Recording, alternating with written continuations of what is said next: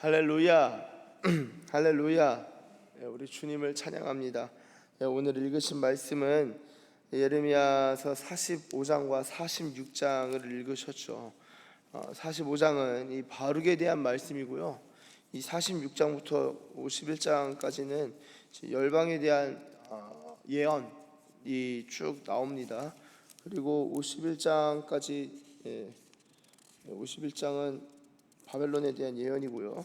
52장 가시면은 이제 유다 왕국에 대한 마지막 모습이 기록되어 있고 예레미야서가 마무리가 됩니다. 여러분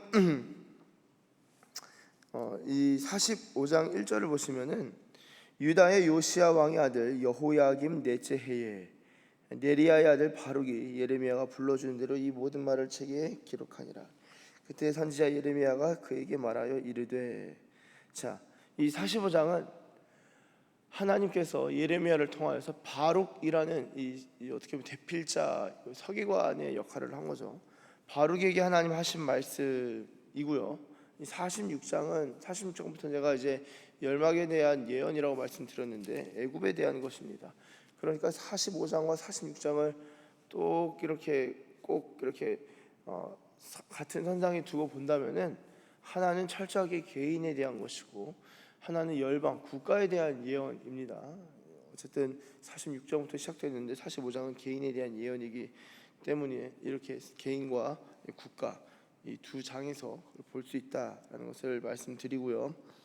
그리고 이제 그 전까지 이제 44장까지 또 연대기적으로 쭉 이미 예루살렘이 함락되고, 그렇죠. 예레미야가 애굽으로 끌려간 거 지난주에 한참 나눴었죠. 다시 45장 1절에 읽으신 대로 여호야김 넷째 해에라고 시간을 이게 역행하는 것만 같습니다. 그런데 여러분 이게 그래서 예레미야서를 이게 어렵다고 느끼는 게 갔다가 예루살렘 함락됐다가 다시 여호야김 이거 뭐 이렇게 어렵나 하는데, 여러분 그 꼭 성경을 앉은 자리에서 딱 앉아가지고 이 시간이 지나는 것대로 받아서 적은 게 아니라 기본적으로 예언서는요, 예언을 받은 것을 정리한 책으로 이해하셔야 됩니다. 그러면은 특히 예레미야 같은 경우는 시간의 순서대로 가다가도 시간을 역행한다라기보다는 예언들을 필요한 것들을 따라 모았기 때문에 시간 순서로 갔다가 다시 또 필요한 경우에는 어떤 예언을 다시 보여주기도 하고요. 제가 말씀드린 대로 46장부터 51장까지는 열방에 대한 예언을 마지막에 담고 있기 때문에 사실 시간과 큰 상관이 없이 열방에 대해서 하나님이 어떻게 통치하시고 다스리시고 말씀하신지를 보여주는 것이다라는 것을 알 수 있겠습니다. 그래서 이 시간을 그냥 이 1, 2, 3, 4, 5, 6, 7, 8, 9, 10 이렇게 쭉 42장, 43장, 44장, 45장 읽을 때는 이게 시간대로 흘러가야 되는데 시간이 다시 또 돌아갔다 해서 어려울 수 있지만, 예언서의 특징을 좀 이해하시면은 그래도 그렇구나 이해하시고 넘어가실 수 있을 것 같습니다. 자, 여러분 이 45장은 바룩에게 하신 말씀이라고 제가 말씀을 드렸는데요. 42장 2절 바룩아 이스라엘의 하나님 여호와께서 네게 이같이 말씀하셨느니라. 그래서 3절 네가 일찍이 말하기를 화로다 여호와께서 나의 고통에 슬픔을 더하셨으니 나는 나의 탄식으로 피곤하여 평안을 찾지 못하도다. 여러분 이 얼마나 힘들었으면 이런 표현을 했을까요? 바룩이 그러니까 나는 내 고통에 슬픔이 더하여졌다. 그래서 너무 탄식하고 그러다 보니까 피곤해서 이 평안이 없다라고 말한 적이 있다는 거예요. 바룩이 앞서. 자, 그렇게 말했는데 4절을 보세요. 4절 너는 그에게 이르라 여호와께서 이와 같이 말씀하시기를 보라 나는 내가 세운 것을 헐기도 하며 내가 심은 것을 뽑기도 하나니 온 땅에 그리하겠거늘. 여러분 이 하나님이 어떠한 하나님으로 계시됩니까? 자, 바룩이라는 사람이 인생 너무 힘들다 탄식하는 거예요. 근데 하나님이 그걸 아시고 말씀하시는 겁니다. 놀랍지 않으세요? 한 사람의 탄식을 들으신다는 게 저는 너무 신기해요. 하나님 되게 크시잖아요. 사실 너무 크시고 광대하신데 어떻게 그 우리의 이 탄식과 이 어려움을 그 정말 긍휼히 여기시고 체휼하시고 불쌍히 여겨주시는지, 여러분 하나님의 사랑이 얼마나 섬세한지 모릅니다. 이 바룩이 예레미야의 동력자죠. 그러니까 어떻게 보면은 이 선한 길에, 의의 길에 서 있는 사람이라고 볼 수 있겠는데요. 바룩의 이 탄식을 주님께서 들으시고 하나님이 너는 그에게 이르라. 그러면서 나는 온 땅에 그리한다. 내가 심기도 하고 뽑기도 한다. 온 땅에 그리할 것인데, 자 5절 한번 같이 읽겠습니다. 시작. 네가 너를 위하여 큰 일을 찾느냐? 그것을 찾지 말라.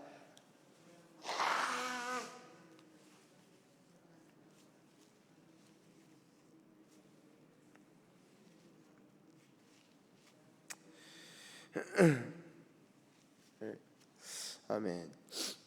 여러분 하나님께서 온 땅에 대해서 내가 이런 일을 행한다 라고 말씀하신 다음에 5절에 참 놀라운 말씀이에요. 저는 이 말씀이 진짜 너무 좋아요. 네가 너를 위하여 큰 일을 찾느냐? 너 자신을 너의 생명을 부지하려고 네가 좀 뭘 하려고 이거 어떻게 하면 될 수 있을까? 큰 일을 찾느냐? 하나님 뭐라고 하시냐면은 열심히 해봐라 이게 아니라 그걸 찾지 말라요. 그거 찾지 말라. 보라, 내가 모든 육체의 재난을 내리리라. 그러나 네가 가는 모든 곳에서는 내가 너에게 네 생명을 노량물 주듯 하리라. 여호와의 말씀이니라. 아멘. 여러분 이거를요 제가 세 번역으로 한번 읽어드리겠습니다. 네가 이제 큰 일을 찾고 있느냐? 그만두어라. 이제 내가 모든 사람에게 재앙을 내릴 터인데 너만은 내가 보호하여 네가 어디로 가든지 너의 목숨만은 건져 주겠다. 나 주의 말이다. 여러분 생각해 보세요. 하나님이 이제 국가적으로 이제 심판하시는 건데, 그렇죠? 한 국가를 심판하시는데 한 국가가 심판을 당하면 국민들이 얼마나 어려워요. 많은 어려움에 처하고 죽죠. 6.25 전쟁이 일어나면요 누가 죽고 누가 살지 모르는 거예요. 누가 죽고 누가 살지 몰라요. 저도 저희 외할머니께서 이북에서 피난 내려오실 때 제가 어렸을 때 그런 얘기 진짜 많이 해주세요. 너무 재밌으니까 또 해주세요. 또 해주세요. 애들이 그러잖아요. 저도 이제 시은이한테 얘기 또 오늘도 사자 이야기, 오늘은 호랑 이야기. 그러면 사자 이야기를 제가 다니엘 하면 사자 나오잖아요. 다윗도 사자 나오잖아요. 제가 사자의 입장에서 본 다니엘 이야기를 해줘요. 사자 이야기를 해달라고 하면은 사자 입장에서 본 다윗 이야기를 해줘요. 뭐 갔다. 근데 갑자기 어떤 소년이 나타나는데 윙윙윙 돌리더니만 내 이마에 콱 박혀서 이게 좀 사자 이야기를 해주고, 이 뱀 이야기도 해달라고 하면은 무서워서 있다가 뱀 이제 머리 밟히고, 그쵸? 여자애 무서워서 밟혀서 머리 아프다 뭐 하면 이제 어느 순간 잠들고. 저도 이제 어릴 적에 외할머니 이제 그래서 이북에서 피난 내려오신 거 들으면은 막 기차 위에 사람들이 다 타는데 기차 출발한다고 하면은 푹 하면은 얼른 잠깐 기차가 정차하면 내려가서 밥 짓고 막 불 떼가지고 밥 짓고. 근데 기차 출발하면 그냥 그 채로 들고 와서 기차 다시 위에 타고 내려서 막 해서 부산까지 피난 내려가신 이야기.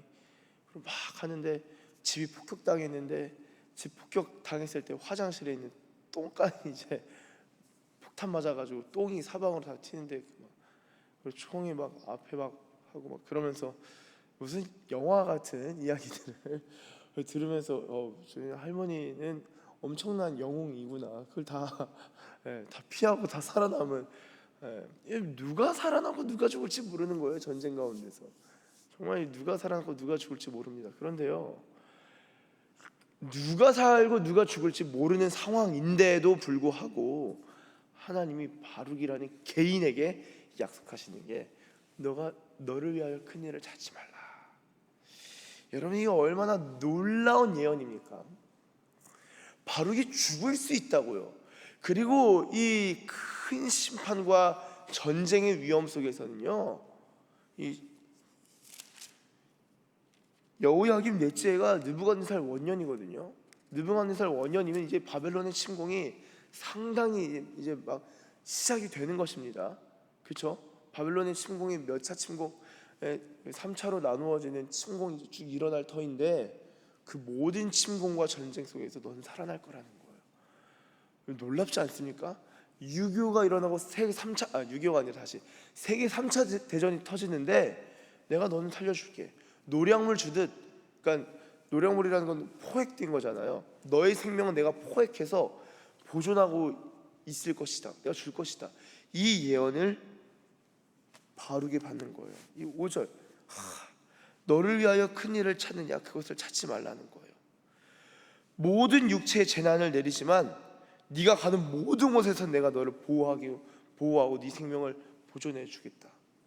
여러분, 하나님의 사람은요, 이런 은혜가 있어요.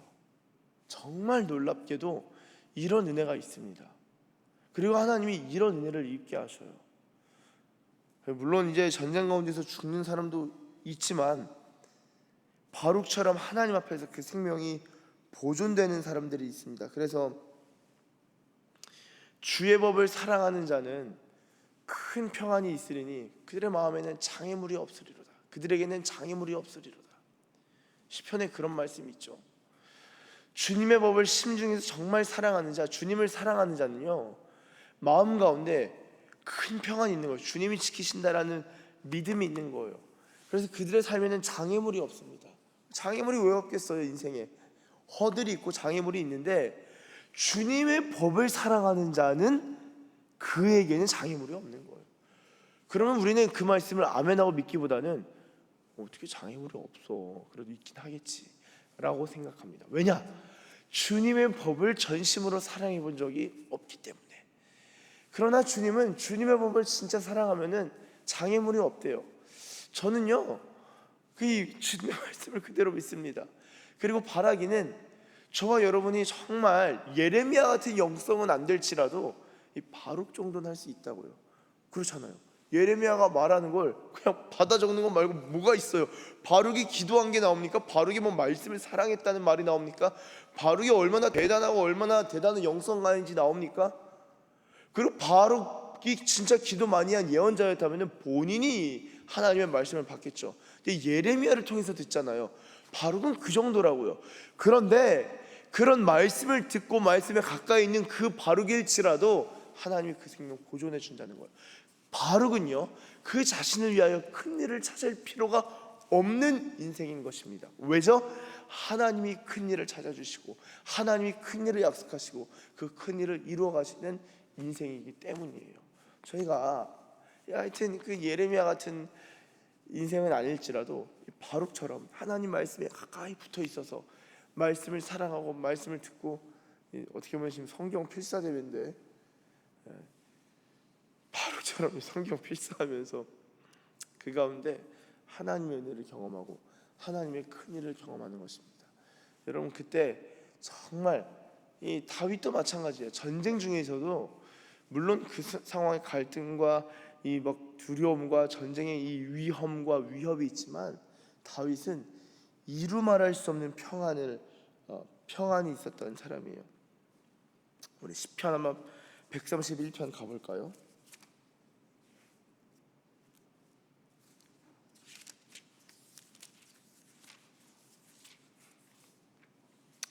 시편 131편 다 찾으셨나요? 우리 1, 2절입니다. 1, 2절 131편 1, 2절 같이 읽어보겠습니다. 시작. 여호와여, 내 마음이 교만하지 아니하고 내 눈이 오만하지 아니하오며 내가 큰 일과 감당하지 못할 놀라운 일을 하려고 힘쓰지 아니하나이다. 실로 내가 내 영혼으로 고요하고 평온하게 하기를 젖된 아이가 그의 어머니 품에 있음 같게 하였나니 내 영혼이 젖된 아이와 같도다. 우리 3절도 읽겠습니다. 시작. 이스라엘아, 지금부터 영원까지 여호와를 바랄지어다. 아멘. 이게 다윗의 시죠. 여러분, 참 놀랍습니다. 이 1절에 내가 큰 일과 감당하지 못할 놀라운 일을 하려고 아유 갑자기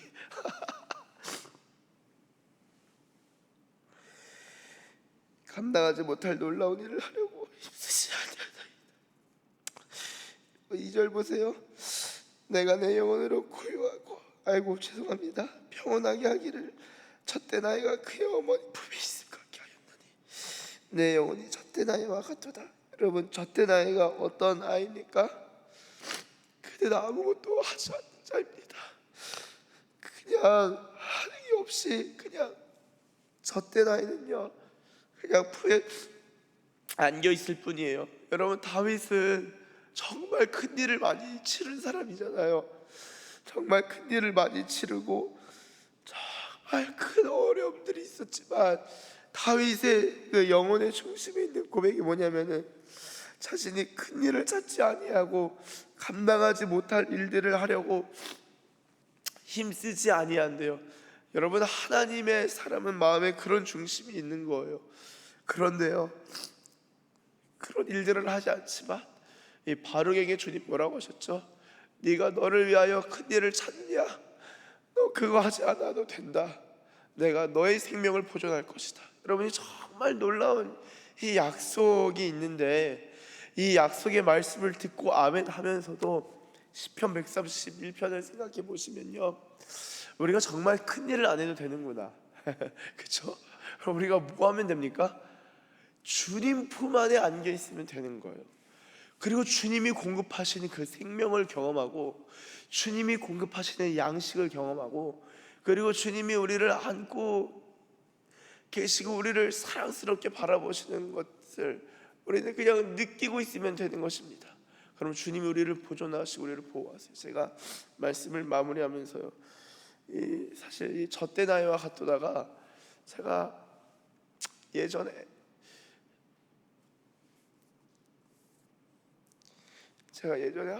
참 기도를 하는데 정말 한 번은 이게 꿈인지 환상인지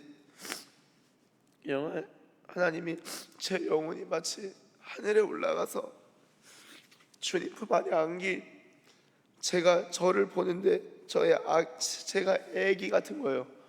그럼 하나님의 뒷모습 하나님의 등을 모세처럼 하나님 등을 봤다는 게 아니에요. 그냥 기도하다가 꿈을 꾸듯이 본 거예요. 꿈을 꾸듯이 막 철야 기도를 하는데 늦은 밤이어서 막 기도를 하는데 제가 마치 그냥 하늘로 올라가 있는 듯한 느낌이었고 주님의 등을 보는데 주님의 제가 이제 주님의 등을 보는데 등 너머로 보니까 주님이 아이를 안고 있는데 너무 평안해. 그 아이는 이제 살짝 보이는 거죠. 근데 그 아이를 보는 순간 그게 저라고는 생각이 드는 거예요. 제가 주님의 어떤 그냥 한 큰 그냥 큰 사람의 등인 거죠. 등 너머로 어깨 너머로 보니까 아이를 안고 있는데 얼마나 평안한지. 근데 그게 제 영혼 같은 거예요. 그래서 제가 밤에 막 기도하다가 그게 참 좋아서 나는 주님 품 안에 안겨 있구나. 그리고 내 인생은 주님 품 안에 안겨서 내가 애가 하는 건요 눈 뜨면은 그 부모를 보는 거고요. 그렇잖아요. 부모 품에 안긴 아이는요 그렇잖아요. 그렇죠? 애가 눈 뜨면 부모와 눈 맞추고 있는 거고 눈을 감으면 그 품 안에 자는 거고요. 만약에 그가 어미라면은 그렇게 앉아 있다가 안겨 있다가 또 그 어미가 생명의 젖을 물릴 때는 또 그렇게 양식을 공급받고 또 그러다가 거기 그 품 안에서 스르르 잠들고 하는 거죠. 그래서 제가 그렇게 내가 주님 품 안에 안겨 있으면 되는구나 싶어요. 그래서 여러분 저도 오늘 저와 여러분이 정말 하나님의 자녀고 하나님의 백성이면 저희가 우리의 생명을 우리가 보존하려고 찾을 노력할 필요는 없습니다. 왜냐하면요 우리는 바룩보다 더 큰 복을 받은 자예요. 왜 그렇죠? 우리는 예수님의 생명값이 있잖아요. 그러니까 예수님이 지불된 인생이기 때문에 하나님이 우리의 생명을 꼭 너무나 귀하게 여기시는 거예요. 예수님의 생명값이 있기 때문에. 그렇기 때문에 여러분, 우리는 바룩보다도 하나님의 생명을 더 크게, 사랑을 더 크게 받은 자입니다. 우리가 우리를 위하여 큰 일을 찾을 필요가 없습니다. 그래서 내가 내 영혼으로 고요하게 평온하게 하기를 젖된 아이가 그의 어머니 품에 있음 같게 하였나니 내 영혼이 젖된 아이와 같도다. 큰 일을 많이 치른 다윗이 하나님 품에 안겨서 그 영혼의 고요함과 잠잠함과 평안을 누렸던 것처럼, 여러분 이 새벽에 어려움을 가지고, 어려운 마음을 가지고 기도하실 수도 있습니다만, 그럴 때 주님이 너를 위하여 큰 일을 찾지 않아도 된다, 내가 너를 붙들고 내가 너를 인도할 것이다, 하나님이 위로하시고 하나님이 붙드실 줄로 믿습니다. 그러한 은혜와 그런 위로와 그러한 평강과 그러한 사랑이 저와 여러분들 가운데 충만하게 임하기를 예수님의 이름으로 축복합니다. 기도하겠습니다. 하나님 감사합니다. 하나님 사랑합니다. 주님, 우리는 정말 초계같이 불려가는 자이오나 주님, 이러한 저희를 알몸으로 나와서 알몸으로 가는 것이 인생인데, 주님 그 어린아이처럼 아주 작은 신생아 같은 우리 인생, 연약하고 취약한 인생인데 저희를 품에 안으시고 저희에게 생명을 공급하시고 또한 사랑을 베풀어 주심에 감사드립니다. 우리가 우리 인생을 위하여 큰 일을 찾지 아니하는 자들이 되게 하시고 하나님의 채우심과 하나님의 붙드심을 경험하는 복된 인생 되게 하여 주시옵소서. 우리가 큰 일을 하려고 애쓰지 않습니다. 하나님, 감당하지 못할 놀라운 일을 하려고 힘쓰지 않습니다. 교만할 필요도 없고 오만할 필요도 없이 그저 주님 품 안에 안겨 주님을 사랑하고 주님의 사랑을 공급받는 하나님의 사람들, 하나님의 백성들 다 되게 하여 주시옵소서. 주님, 이 서산 기지교회 가운데 정말 특별한 은혜를 베푸사 하나님 주의 백성들이 주님 안에서 정말 깊은 평안함을, 깊은 고요함을 경험하는 하나님의 백성들 되게 하여 주시옵소서. 그런 놀라운 평강이 이 교회 가운데 부어질 줄로 믿습니다. 이 예배당의 문을 여는 순간 하나님의 부르심과 하나님의 평강을 베푸심을 경험하는 이곳 예배당이 되게 하여 주시옵소서. 샬롬의 성전이 되게 하여 주시옵소서. 샬롬의 예배당이 되게 하여 주시옵소서. 새벽마다 주님 앞에 나오는 주의 백성들의 발걸음을 긍휼히 여겨주시고 하나님 피곤한 몸을 이끌고 나오는 주의 백성들 가운데에 안식을 허락하여 주시고 그들의 눈에 눈물을 채워주사 눈물을 뿌리며 기도하는 자들 되게 하시고 주님 앞에 부르짖을 때에는 주님만을 앙망하는 마음으로 주님의 이름을 부르시게 하시고 고요하게 기도할 때에는 주님의 음성을 고요함 가운데 듣는 영의 귀를 열어주사 이 새벽에 주님과 사랑의 교제를 나누는 주의 백성들 다 되게 하여 주시옵소서. 감사합니다. 주님 사랑합니다. 사랑합니다. 주님 사랑합니다. 감사드리며 예수님의 이름으로 기도드립니다.